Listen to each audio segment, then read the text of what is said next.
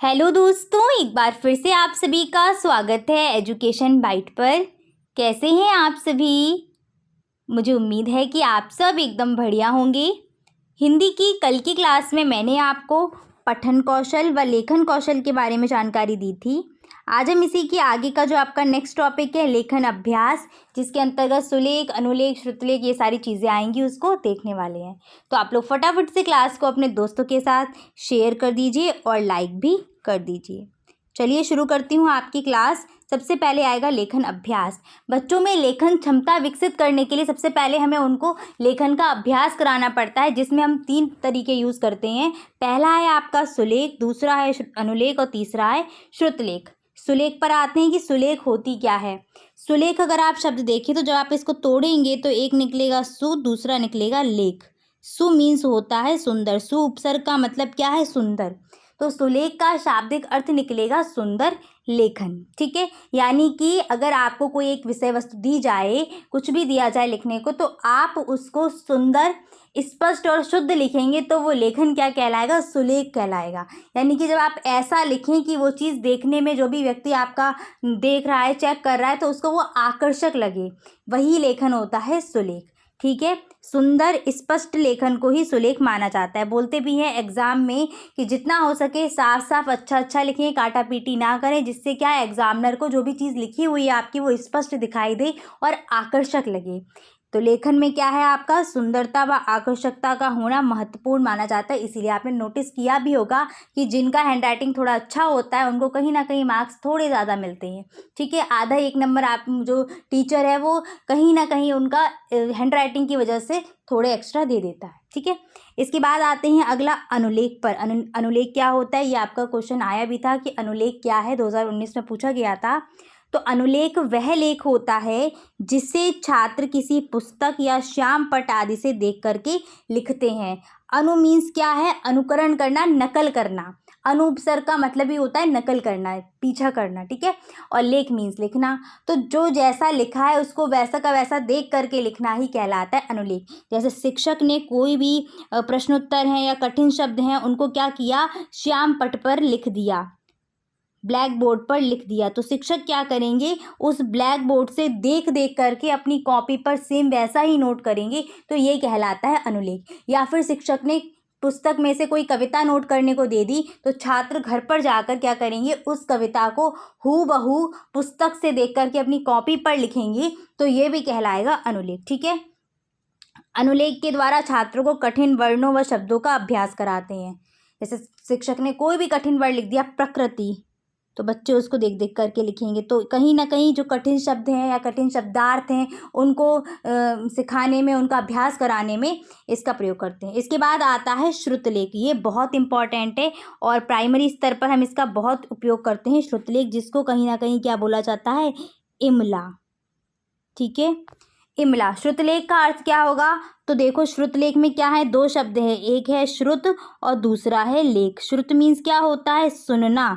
ठीक है, और लेख मीन्स लिखना, यानी कि सुनकर के लिखना कहलाएगा श्रुतलेख। तो श्रुतलेख का शाब्दिक अर्थ है सुनकर लिखना। वह लेख जिसे छात्र सुनकर लिखते हैं उसको बोलते हैं श्रुतलेख। ठीक है, यहाँ पर कोई शिक्षक भी बोल सकता है, घर का कोई सदस्य भी बोल सकता है, कोई भी व्यक्ति अगर बोलेगा और छात्र उस चीज़ को सुनकर के लिखेंगे तो वो कहलाएगा श्रुतलेख।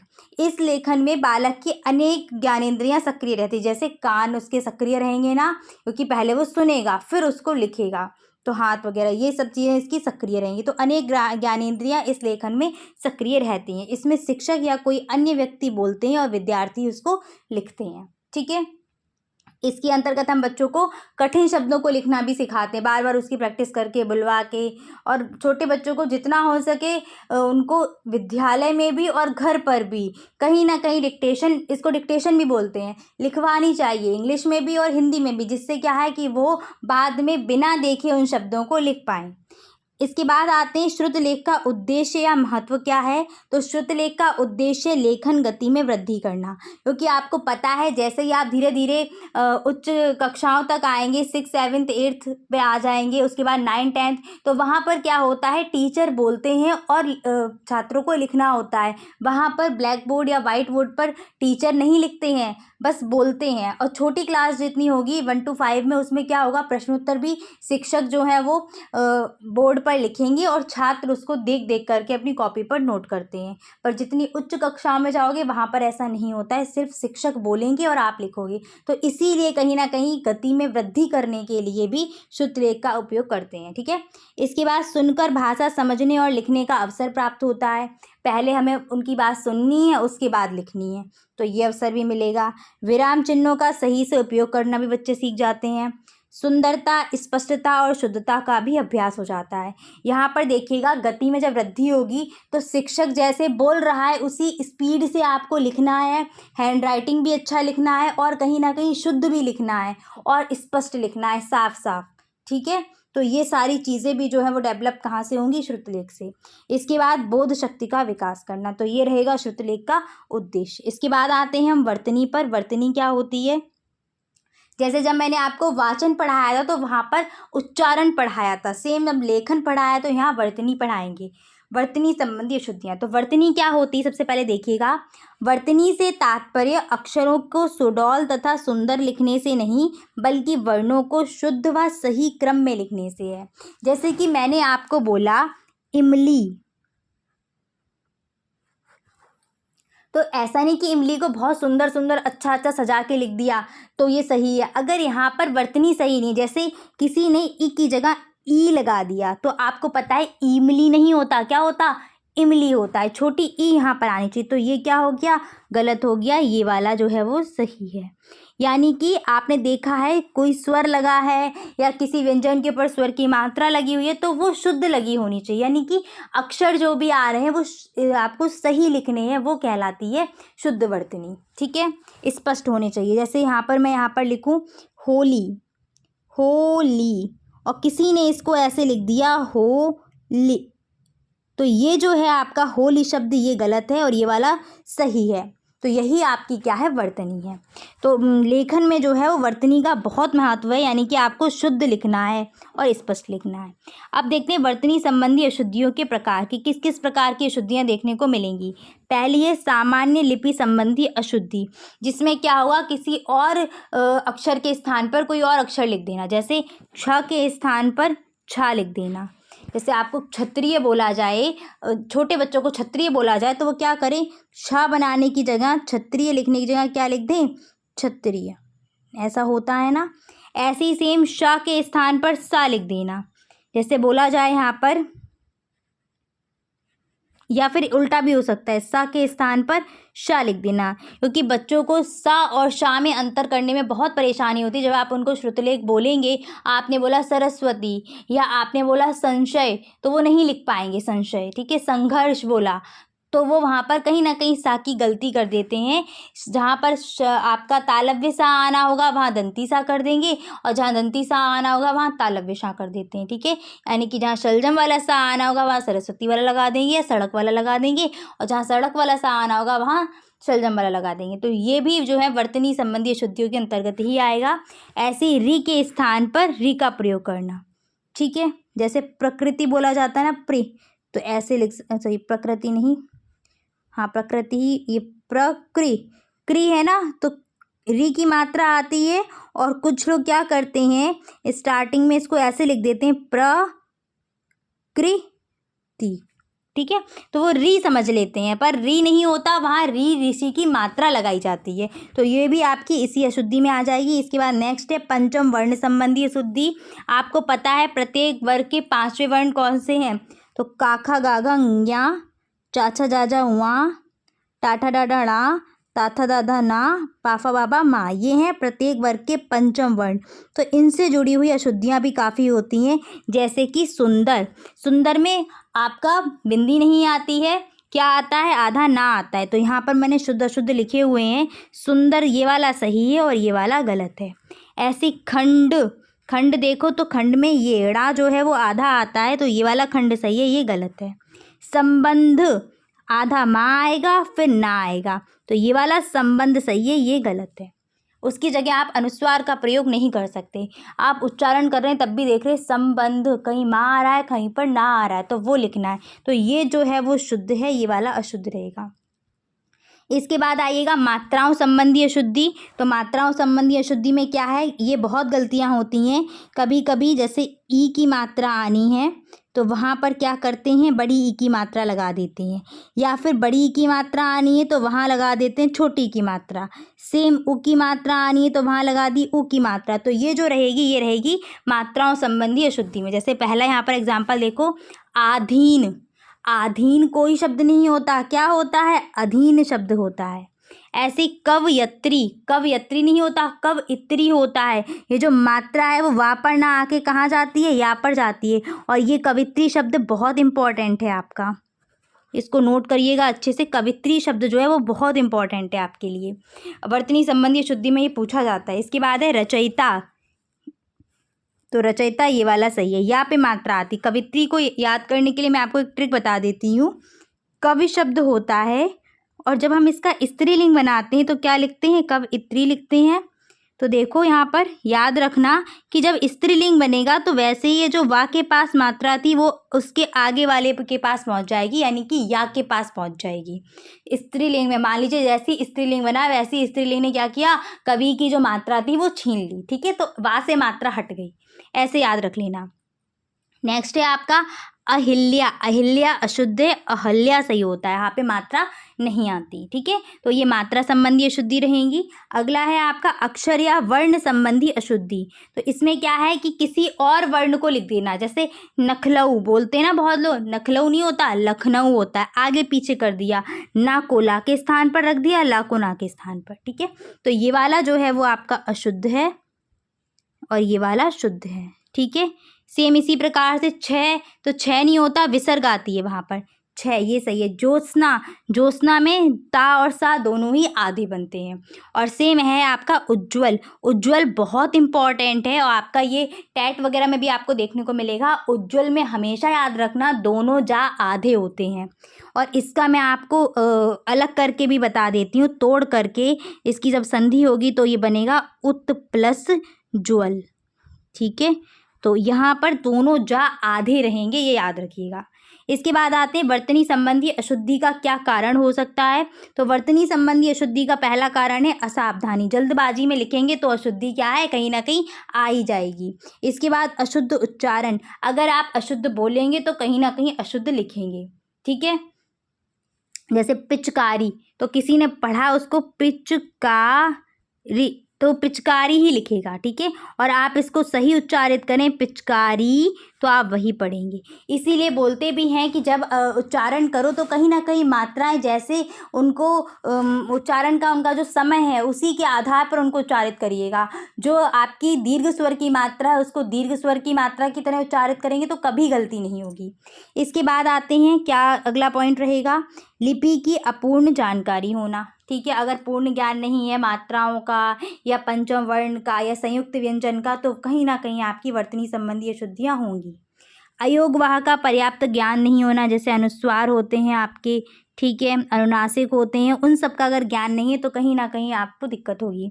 अयोगवाह में आपके कौन से आते हैं, अंग और अहा आते हैं, ठीक है, ये अयोगवाह है। क्षेत्रीय भाषा का प्रभाव भी कहीं ना कहीं वर्तनी संबंधी अशुद्धि का कारण है। और ये क्षेत्रीय भाषा का प्रभाव उच्चारण संबंधी अशुद्धि का भी कारण है, ठीक है। जिस एरिया में आप रह रहे हैं वहाँ की जो भी भाषा है, जो भी बोलचाल की भाषा है, वो कहीं ना कहीं आपके लेखन को और आपके वाचन को प्रभावित करती है। इसके बाद आते हैं चंद्रबिंदु और अनुस्वार का पूर्ण ज्ञान ना होना, अपूर्ण ज्ञान होना, ठीक है। कहाँ पर, जैसे माँ शब्द है, माँ, चांद, अंश, तो अगर आपको पता नहीं है कि अनुस्वार और आपका जो वो है चंद्रबिंदु उसमें क्या अंतर है तो कहीं ना कहीं आप इसको लगाने में गलती करेंगे, ठीक है। चलिए आगे बढ़ते। वर्तनी संबंधी अशुद्धियों को दूर करने का क्या उपाय है? तो जितना हो सके बच्चों को शुद्ध उच्चारण का अभ्यास कराया जाए, बार बार उस चीज़ का अभ्यास कराया जाए। और इसका अभ्यास कराने में हम कहीं ना कहीं TLM का यूज़ कर सकते हैं, जिसमें आपका टेप रिकॉर्डर हो गया, रेडियो हो गया, ऑडियो क्लिप हो गई, इनका हम यूज़ करेंगे तो उच्चारण जो है बच्चे का शुद्ध हो जाएगा। इसके बाद अगला पॉइंट है लिपि संबंधी संपूर्ण जानकारी देना। जो भी लिपि से जुड़ी हुई जानकारी वो बच्चे को प्रोवाइड कराना, जिससे क्या है वो आगे उसको लेखन में शुद्ध कर पाए। जैसे कि चंद्रबिंदु का ज्ञान कराना, संयुक्त व्यंजन का ज्ञान कराना, और इसके बाद श और सा में अंतर। ठीक है, जैसे अगर मैं बोलूँ तो देखो श और सा बोलने में अंतर है, तो जब बोलने में अंतर है तो जब आप समझ लेंगे इस अंतर को तो लिख भी लेंगे स्पष्ट। इसके बाद है व्याकरण का ज्ञान कराना, व्याकरण के जो भी नियम है उनका ज्ञान कराना, विराम चिन्हों का ज्ञान कराना, ये भी ऐड कर सकते हो पॉइंट। अनुलेख, श्रुतलेख और श्रुतलेख के द्वारा अभ्यास कराना, अनुस्वार अनुनासिक का स्पष्ट ज्ञान कराना, पढ़ने के ज़्यादा से ज़्यादा अवसर प्रदान करना। जितना हो सके बच्चे को पहले जो है उसका वाचन कराया जाए, उससे पढ़वा के देखी जाए चीज़ें, फिर जा कर के वो जैसा बोलना सीख जाएगा वैसे ही वो लिखना भी सीख जाएगा, उन्हीं वर्णों को उच्चारित करके। ठीक है, इसके बाद श्याम पट पर कुछ अक्षर लिखकर उनसे संबंधित अक्षरों को लिखने के अवसर देना।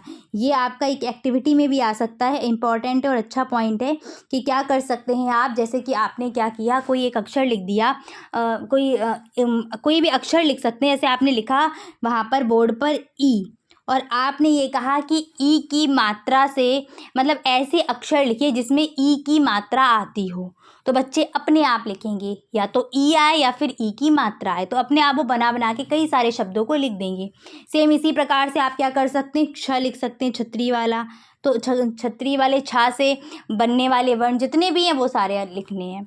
ठीक है, तो इस प्रकार से हम उनको ऐसे अवसर प्रदान कर सकते हैं। नेक्स्ट आते हैं, आपका पॉइंट है शिरोरेखा किसे कहते हैं। क्वेश्चन बहुत इंपॉर्टेंट है, पूछा जा चुका है कई बार और आसान क्वेश्चन है। शिरोरेखा का मतलब क्या है, जो भी हम लिखते हैं संस्कृत या हिंदी में, तो वहाँ पर जो भी अक्षर या शब्द लिखा जाता है उसके ऊपर एक लाइन खींची जाती है, उसी को बोला जाता है शिरोरेखा। ठीक है, शिरोरेखा वह क्षैतिज रेखा है जो देवनागरी लिपि के वर्णों पर लगाई जाती है। जैसे का, ख, गा के ऊपर लगी जो भी क्षैतिज रेखा है उसको बोलते हैं शिरोरेखा। और शिरोरेखा जो है उसका काम क्या है, वो हमारे लेखन को और ज़्यादा आकर्षक बनाती है। ठीक है, जो लेखन है हमारा वो आकर्षक लगता है। इसके बाद आइएगा, यहाँ पर कुछ शुद्ध वर्तनी लिखी हुई हैं, इनको देख लीजिएगा। मिष्टान्न, मिष्टान्न शब्द सही, मैंने शुद्ध ही लिखी है। जब भी आप वर्तनी को देखिएगा तो कभी अशुद्धि वाली को देखिए ही नहीं, शुद्ध वाली वर्तनी को 2-3 बार लिख करके देखिए, और आगे जब भी एग्ज़ाम में या ऑब्जेक्टिव में भी आए, कैसे भी आए लिखने को, आप हमेशा सही वर्तनी ही पहचानोगे। तो देखो मिष्टान्न सही है, क्लेश, कवयित्री, ज्योत्सना, दोनों ता और सा दोनों आधे बनेंगे, उज्ज्वल में दोनों जा आधे बनेंगे, अंतर्धान शब्द सही है, कालिदास, संन्यास में ध्यान रखना आपकी जो अनुस्वार है वो भी आता है और ना भी आता है। ठीक है, आधा ना भी आएगा, बिंदी भी आएगी, यहाँ पर देते हैं मिस्टेक। पूजनीय होता है, पूजनीय शब्द नहीं होता, पूजनीय लिख के आए तो वो गलत है। इसके बाद ईर्ष्या, व्यावहारिक, पारलौकिक, रचयिता, यहाँ पर अशुद्धि देखने को मिलेगी। श्रृंगार, श्रृंगार में ऐसे शा बनेगा, फिर री की मात्रा आएगी। भागीरथी, भागीरथी में जितनी भी मात्राएं आ रही सब दीर्घ मात्राएं हैं। ठीक है, भा पे बड़े आ की मात्रा, री फिर थी। वाल्मीकि होता है, बा फटेगा नहीं यहाँ पर। कुमुदिनी, पुरस्कार, पुरस्कार नहीं होता, ठीक है, पुरस्कार होता है। विरहिणी, अत्यधिक, अभ्युदय, ये सब इंपॉर्टेंट है आपके, ध्यान रखिएगा। अत्यधिक, अभ्युदय, अत्युत्तम क्वेश्चन बहुत पूछे जाते हैं। और अंत्याक्षरी, ये बहुत इंपॉर्टेंट है। कुमुदिनी ध्यान रखना, सारे इंपॉर्टेंट ही वैसे मैंने लिए हैं पर इनको ज़्यादा ध्यान रखिएगा। इसके बाद कैलाश, अंतर्द्वंद्व होता है, ठीक है। प्रदर्शनी, अहल्या, उपर्युक्त, ठीक है, रा ऊपर उड़ेगा। आनुषंगिक होता है, अनुषंगिक नहीं होता, आनुषंगिक। पौरुष, कौशल्या, श्रीमती, प्रतिष्ठा, चिन्ह, पैतृक, प्रज्वलित, दोनों जा आधे बनेंगे, ठीक है। परीक्षा, अनुग्रहित, यहाँ पर रीरी की मात्रा है। फिर मंत्रिमंडल, चिन्ह को याद रखना, चिन्ह में पहले हा आधा बनता है, उसके बाद ना पूरा बनता है। इसके बाद आते हैं हम अभिव्यक्ति पर। अभिव्यक्ति क्या होती है? तो अपने भावों और विचारों को दूसरों तक पहुंचाना ही कहलाता है अभिव्यक्ति। अभिव्यक्ति के दो प्रकार हैं, पहली है मौखिक अभिव्यक्ति, दूसरी है लिखित अभिव्यक्ति। मौखिक अभिव्यक्ति क्या होती है? तो अपने मन के भावों और विचारों को दूसरों के सामने बोल करके प्रस्तुत करना कहलाएगा मौखिक अभिव्यक्ति। और लिखित में क्या होगा? अपने भावों और विचारों को लिख कर के व्यक्त करना कहलाता है लिखित अभिव्यक्ति। मौखिक अभिव्यक्ति के साधन देख लीजिए, क्या क्या साधन रहेंगे, इंपॉर्टेंट क्वेश्चन है ये। वार्तालाप, वार्तालाप में भी हम बोल करके बात बताएंगे। भाषण, भाषण में भी बोल करके बात बताते हैं। वाद विवाद में भी बोल करके ही एक पक्ष बोलता है, दूसरा पक्ष सुनता है, फिर दूसरा पक्ष बोलता है, तो वाद विवाद भी आपका मौखिक के अंतर्गत ही आएगा। प्रश्नोत्तर भी मौखिक अभिव्यक्ति है। कहानी सुनना, कहानी कहना मौखिक अभिव्यक्ति रहेगी। और नाटक, ये भी मौखिक के अंतर्गत ही आएंगे। ठीक है, ऐसे आप और भी इसमें एग्जाम्पल लिख सकते हैं मौखिक अभिव्यक्ति में। इसके बाद आते हैं लिखित अभिव्यक्ति। अपने भावों और विचारों को लिख कर के प्रकट करना कहलाता है लिखित अभिव्यक्ति। इसके साधन क्या क्या रहेंगे? तो पत्र लेखन, कहानी लेखन, लिख करके ही तो व्यक्त करना है, तो कहानी लेखन। जीवनी हो गई, किसी भी की भी जीवनी हो सकती है, जैसे जयशंकर प्रसाद की, आपका मुंशी प्रेमचंद की, इनकी जीवनी, तो इनके बारे में लिख करके व्यक्त करना, जो भी आपके बारे में विचार, जो मन में विचार हैं, जो भी आपने अनुभव किए हुए हैं। ऐसे आत्मकथा लेखन, अपनी बारे में कोई स्टोरी है वो उसको लिखना, अपने अब अनुभवों को लिखना, वो आत्मकथा लेखन हो जाएगा।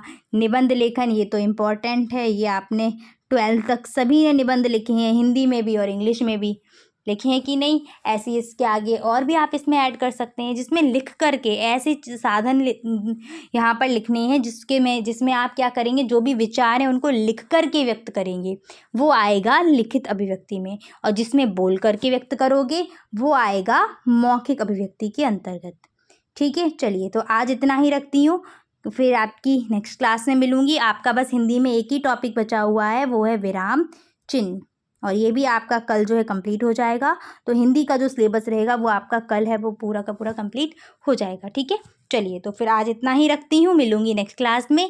Thanks for watching and please like share and subscribe my channel. Bye bye, take care.